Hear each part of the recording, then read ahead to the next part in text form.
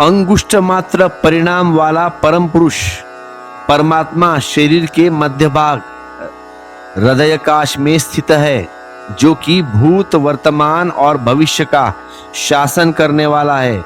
उसे जान लेने के बाद व्यक्ति किसी की भी निंदा नहीं करता। यही है वह परमात्मा जिसके विषय में तुमने पूछा था नचिकेता। यह थोड़ा विवादाग्रस्त सिद्धांत है।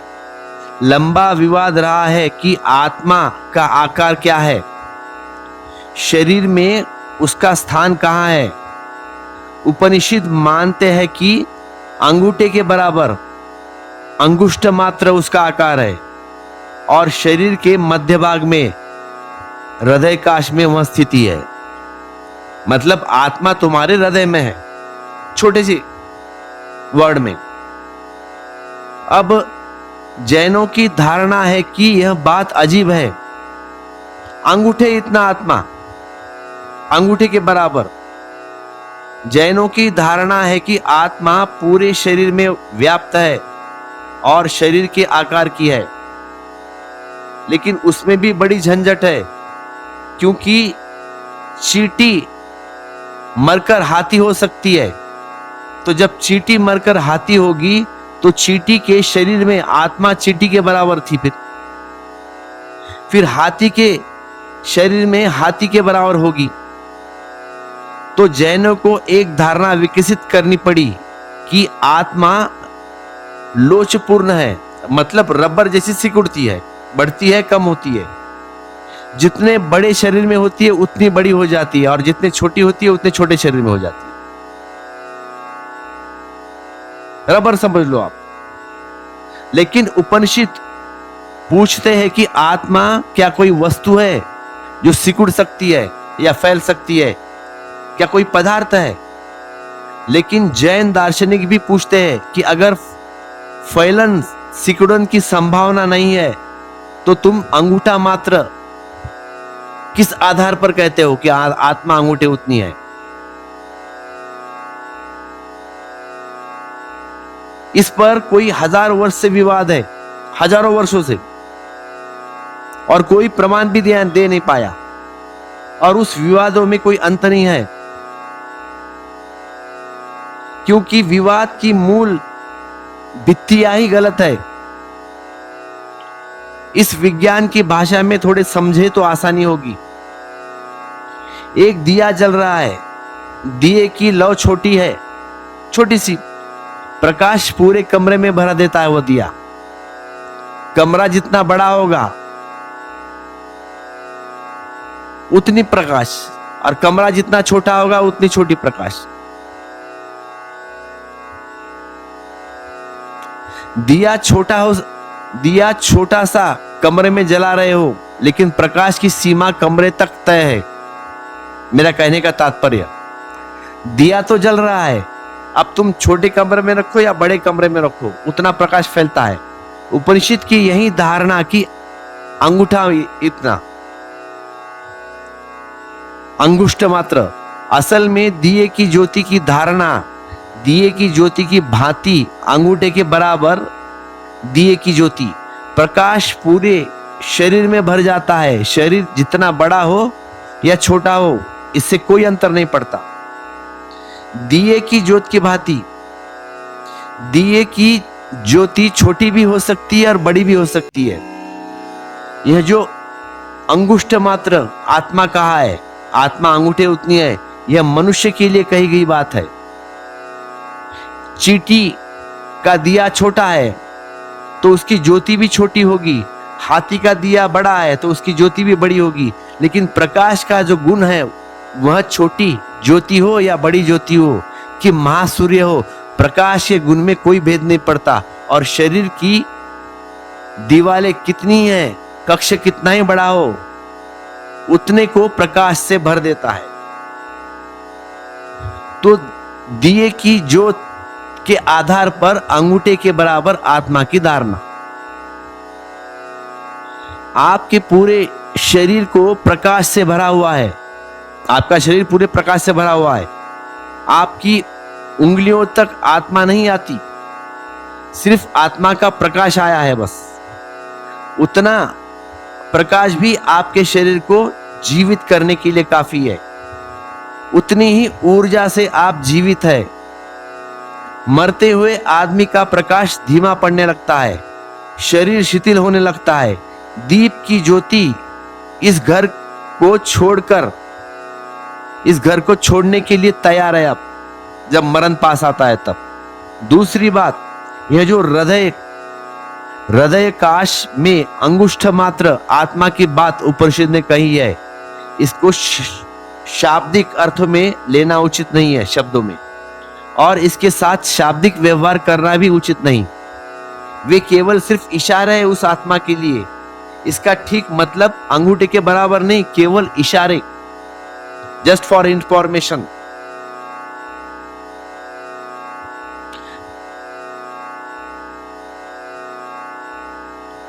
इस शरीर के ठीक हृदय के मध्य में आत्मा का संस्पर्श है।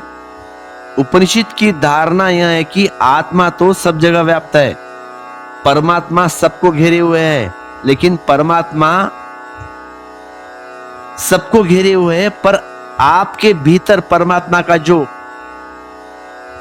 कांटेक्ट संपर्क स्थल है, वह हृदय के मध्य में छोटी सी जगह है। वहां से परमात्मा से आप जुड़े हैं, वहां से प्लग है बस। आपके बल्ब लगाया है एक छोटी सी जगह में, वहां बल्ब लगाया गया है और वहां से प्रकाश फैलता है। बिजली की बड़ी धारा पीछे है। आप 5 कैंडल का बल्ब लगाए हैं तो 5 कैंडल का प्रकाश मिल रहा है। 5 कैंडल का लगाया है तो 5 कैंडल का, और 5000 कैंडल का लगाया है तो 5000 कैंडल का, वैसे प्रकाश मिलेगा। पीछे अनंत धारा है, लेकिन आपके बल्ब, आपका जो बल्ब, आपकी जो क्षमता जितनी है उतना प्रकाश। हम सब की आत्माएं तो समान है, क्योंकि हम सब परमात्मा से जुड़े हैं। हमारे भीतर परमात्मा का जोड़ है, उसका नाम है आत्मा। फिर जितनी हमारी क्षमता है उतना। हम सब जुड़े हैं महासूत्र से, उस परमात्मा से। चींटी बहुत छोटी है तो उसका छोटा सा कैंडल, आदमी उससे चींटी से बड़ा है तो उतना बड़ा प्रकाश। लेकिन जो हमारा जो महासूत्र है, भले चींटी का हो या हाथी का या और किसी का, प्राणी का, सबका महासूत्र समान है। आपके भीतर उस महासूत्र का जो संपर्क स्थल है, उपनिषद उसकी बात कर रहे हैं कि वह अंगूठे की तरह छोटी सी जगह पर आपके भीतर है, जहां आप परमात्मा से जुड़े हैं। और आप जितने शुद्ध होते चले जाए, उतने ही उस महासूत्र से ज्यादा शक्ति उपलब्ध होती चली जाएगी। आपकी शुद्धता पर निर्भर होगा। अगर आप पूर्ण शुद्ध हो जाए तो परमात्मा का महासूत्र आपसे प्रकट होना शुरू हो जाएगा। हमने जिन पुरुषों को अवतार कहा है, तीर्थंकर कहा है, बुद्ध कहा है, वे वैसे लोग हैं जिन्होंने अपने को इतना शुद्ध कर लिया कि खुद बचे ही नहीं, तो उनके भीतर से महासूत्र प्रकट हो गया। तो फिर हमने उन्हें मनुष्य कहना उचित नहीं समझा। फिर हमने ठीक समझा कि वे जिस महासूत्र के साथ एक हो गए, हम उन्हें उस महासूत्र के नाम से स्मरण कर रहे, वह नाम दे दिया हमने। अंगुष्ठ मात्र परिणाम वाला महापुरुष शरीर के मध्य भाग हृदय काश में स्थित है, कि जो भूत, वर्तमान और भविष्य का शासन करने वाला है। उसे जान लेने के बाद व्यक्ति किसी की निंदा नहीं करता। यही है वह परमात्मा जिसके विषय में तुमने पूछा था। अंगुष्ठ मात्र परिणाम वाला परम पुरुष परमात्मा धूम्र रहित ज्योति की भांति भूत, वर्तमान और भविष्य पर शासन करने वाला वह परमात्मा आज है और वह कल भी है, अर्थात वह नित्य सनातन है। यही है यह परमात्मा जिसके विषय में तुमने पूछा था। धूम्र रहित ज्योति समझने जैसी है। आप जो भी ज्योति जलाते हैं वह कहीं से होती है, वह कसैत होती है, उसमें धुआं होता है। अब धुआं क्यों होता है ज्योति में? धुआं किस कारण होता है? ज्योति के हाथ में, ज्योति के हाथ है धुएं में। ज्योति के स्वभाव में बात है जिसके धुआं हो। नहीं, धुआं होता हो ईंधन के कारण। ज्योति के स्वभाव से धुएं का कोई संबंध नहीं है। और जितना ईंधन गीला हो उतना धुआं ज्यादा, ईंधन सूखा हो तो धुआं कम हो। गीली लकड़ी जलाए तो धुआं तो होने वाला है। ज्योति को पता नहीं चलता, सूखी लकड़ी जलाए तो धुआं कम हो रहा है। ज्योति को पता चलता है बिल्कुल सूखी लकड़ी हो तो धुआं करीब करीब ना के बराबर। इससे एक बात साफ है कि धुएं का कोई संबंध ईंधन से नहीं, ज्योति से नहीं। इसका मतलब हुआ कि करहित ज्योति तो वही हो सकती है जो बिना ईंधन के हो। नहीं तो कोई भी ईंधन होगा तो किसी ना किसी तरह धुआं पैदा होगा। शुद्धतम ईंधन स्थित भी जलाएंगे तो भी थोड़ा सा धुआं पैदा तो होगा, चाहे दिखाई नहीं पड़ता हो। क्योंकि जब कोई चीज जलती है तो वहां दो चीज होगी, अग्नि और जलाने वाली चीज। यह दो जलाने वाली चीज वह धुआं पैदा करती है। धुआं है कार्बन डाइऑक्साइड, और जब भी कोई चीज जलेगी तो कार्बन पैदा होगा। अगर हम कोई ऐसी ज्योति खोजे जो ईंधन रहित हो। जैनों के शास्त्रों में कहा गया है कि उनके जो पहले तीर्थंकर है ना, ऋषभदेव के पैदा होने के पहले लोग बिना भोजन के रहते थे। मतलब हम जो खाते थे रोटी चावल वो नहीं खाते थे, ऋषभदेव के पहले के लोग। अब एक कथा है, सच है क्या नहीं उसके ऊपर मैं नहीं जा रहा, बता रहा हूं सिर्फ। कहा जाता है कि ऋषभदेव ने पहली दफा अन्न की इजाद की। तो हमारे भोजन की जो आदत की शुरुआत है ना, ये पहले वैज्ञानिक है ऋषभदेव। शायद लोग उस कला को भूल गए कि एक खास तरह की श्वास अगर ली जाए तो भोजन के बिना रह सकते हैं आदमी। लेकिन तब भी एक बात बचती है कि ऐसा कैसा होता है। एक उदाहरण देता हूं मैं आपको। यूरोप में एक महिला थी न्यूमन, जो 30 साल तक बिना भोजन के रही, और सारे डॉक्टर्स उसका चेकअप किया और मुश्किल में पड़ गए कि उसका वजन रत्ती भर भी कम नहीं हुआ है। ये महिला 30 साल बगैर भोजन के रही है। और एक दूसरी घटना कहता हूं, ऐसी एक स्त्री हमारे भारत में भी थी, बंगाल में, जो 1950 में मरी, जो 40 साल तक बिना भोजन के रही है और शरीर पूर्ण स्वस्थ, आम आदमी जैसा, और कभी बीमार भी नहीं पड़ी है। एक युवक जैसी शक्ति थी उसके शरीर में। क्या हुआ था, एक आकस्मिक घटना हुई, उसका पति मर गया और वह दुखी हो गई। बहुत ज्यादा प्रेम कर दी थी, इसलिए भोजन छोड़ दिया। लेकिन भोजन छोड़ने से वह मरी नहीं, बल्कि इससे पहले वह बीमार रहती थी। भोजन छोड़ने के बाद उसकी बीमारी भी खो गई। चमत्कारिक बात लगती है आपको, लेकिन सच है। और 40 साल उसने खाना नहीं खाया है, बीमारी तो गई।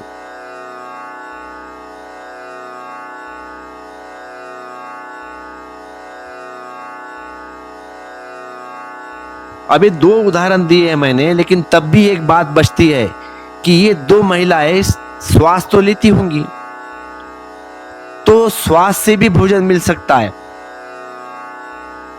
वृक्ष को जो श्वास से ही भोजन मिल रहा है ना, पेड़ पौधे हैं, कोई वजह तो नहीं, आदमी को क्यों ना मिले फिर? आप चकित होंगे, आप सोचेंगे कि वृक्ष में जो लकड़ी बन रही है, पत्ते बन रहे हैं, फल आ रहे हैं, ये जमीन से कुछ खींच रहे हैं। तो आप बिल्कुल गलत है। ये सब वे आकाश से खींचते हैं, हमारे वातावरण में से। वनस्पति शास्त्रज्ञों ने इसके ऊपर बहुत प्रयोग किया है और बड़े चकित होंगे आप सुनकर ये बात, क्योंकि सदा माना जाता था कि वृक्ष जमीन से कुछ खींचते हैं। लेकिन एक वैज्ञानिक ने एक पौधा लगाया है गमले में, पूरा मापदंड लिया है, मिट्टी कितनी किलो है, सब पूरा लगाया पौधा गमले में। पौधा बड़ा होने लगा, बहुत बड़ा पौधा हुआ। बाद में पौधे को निकाला है और जो मिट्टी है उसको तौला है। उस मिट्टी में कोई भी फर्क नहीं पड़ा है, उतनी की उतनी। लेकिन जो पौधा है उसका वजन टनों में हो गया। कहां से उस वृक्ष ने लिया होगा सब कुछ? मिट्टी में से कुछ भी नहीं निकला है, उतनी की उतनी मिट्टी। लेकिन वृक्ष इतना बड़ा हो गया, तो कुछ तो भी तत्व होगा जो खींचा जा रहा है। तो ये जो महिला है,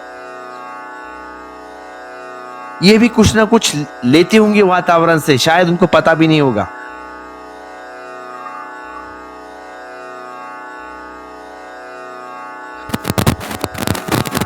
महावीर भी बहुत वर्ष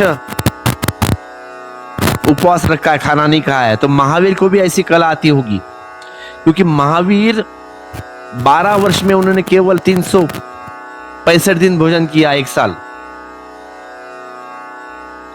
कभी 3 महीने के बाद, कभी 4 महीने के बाद, कभी 5 महीने के बाद। और उनके शरीर को देख के ऐसा नहीं लगता कि ये आदमी भूखा रहा होगा। शरीर एकदम बलिष्ठ, ताकतवर शरीर एकदम। और आप देखो आज के जैन मुनि अगर 2 महीना 3 महीना उपास करते हैं तो हड्डी हड्डी हो जाते हैं। लेकिन महावीर एकदम बलिष्ठ है उपास करके भी। 12 वर्ष में 1 साल उन्होंने खाना खाया है। तो महावीर को इस कला का कुछ ना कुछ पता होता, शायद होगा ही, जरूर कुछ सूत्र जानते होंगे महावीर, जिससे श्वास से ईंधन लिया जा सके। तो ये दो महिलाएं इतना तो सिद्ध करती है कि बिना भोजन के आदमी जी सकता है, रह सकता है। लेकिन बिना श्वास के जीने का प्रमाण भी है। और आपको सुनकर बहुत अजब लगेगा ये। 1880 में एक सूफी फकीर इजिप्ट में समाधिस्थ हुआ है और उसने कहा कि 40 साल के बाद उसकी समाधि को खोलना है।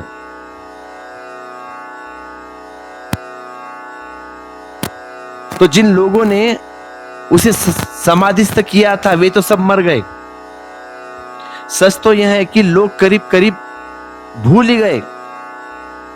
40 साल 1920 में अचानक किसी आदमी के हाथ में 40 साल पुराना अखबार लग गया और उसने खबर दी कि एक आदमी आज समाधिस्थ हो रहा है और 40 साल के बाद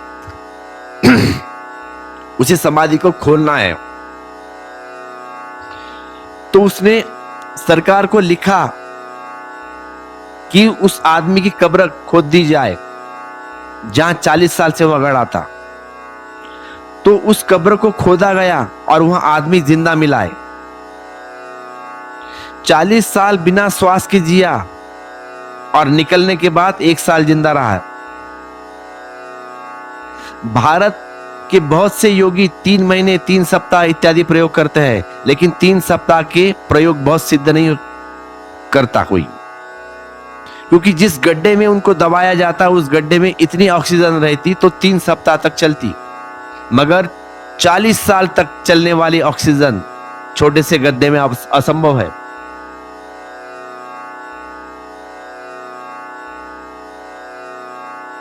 बहुत से पशु भी हैं साइबेरियन,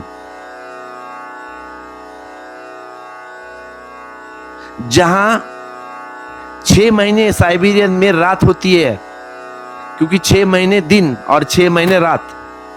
तो जब 6 महीने रात होती है तब सब बर्फ जम जाती है, तो भालू सो जाता है श्वास बंद करके बर्फ में। 6 महीने तक वह श्वास बंद किए पड़ता है, और 6 महीने बाद जब सूरज उगता है तब फिर गर्मी बढ़ जाती है, बर्फ पिघलती है, फिर वह भालू सांस लेता है। 6 महीने तक अगर भालू बिना श्वास के रहता है जीवित, तो आदमी क्यों नहीं रह सकता। हमारे मुल्क में मेंढक भी बिना श्वास के जमीन में दब जाते हैं और वर्षों बाद जीवित हो जाते हैं। श्वास बंद जमीन में, श्वास की प्रक्रिया थम हो गई, लेकिन वह मरता नहीं। वर्षा आती है, फिर मेंढक जाग गया। लंबी नींद बिना श्वास के हो सकती है। आदमी के भीतर वस्तुतः समस्त जीवन के भीतर एक तत्व है जो बिना ईंधन के चल रहा है। इस बिना ईंधन की ज्योति को उपनिषद कहते हैं धूम्र रहित ज्योति। अंगुष्ठ मात्र परिणाम वाला परम पुरुष परमात्मा धूम्र रहित ज्योति की भांति है।